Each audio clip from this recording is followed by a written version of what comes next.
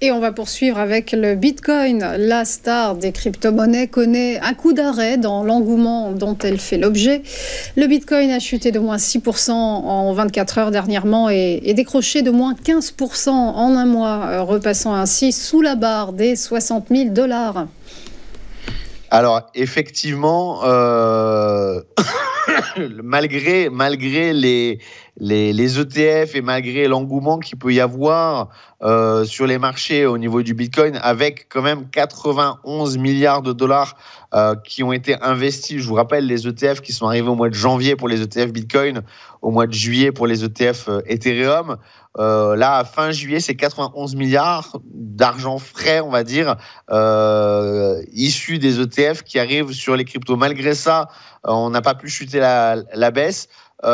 Effectivement, je pense que ça va aussi avec le Nasdaq. On ne peut plus le nier, le Bitcoin, il est de plus en plus corrélé avec les indices boursiers et surtout les indices boursiers de la tech.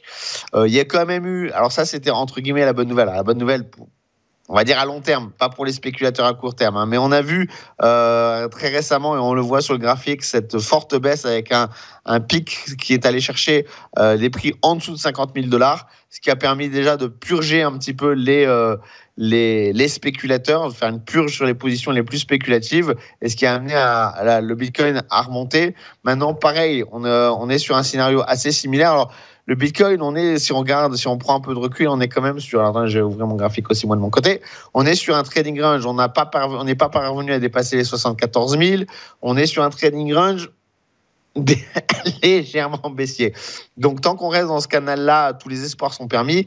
Maintenant, on n'est pas parvenu à dépasser les 64 500. À plusieurs reprises, on a travaillé ce niveau-là. Là, on est allé chercher le niveau de support à 59 500. Heureusement, le marché s'est freiné sur ce niveau-là.